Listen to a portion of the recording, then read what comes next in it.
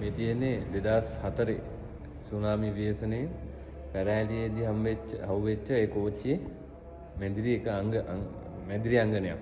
ඉතින් මේක භාවිතයෙන් ඉවත් කරලා මේක මියුසියම් එකේ මෙහෙම තැන්පත් කරලා තියෙනවා. මේ 2004 සුනාමියට අහුවෙච්ච එකක්.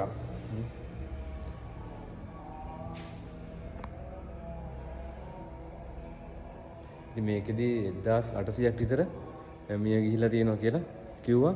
නමුත් අතනදී අර එහා පැත්තේ තියෙනවා පොඩි ස්මාරකයක්.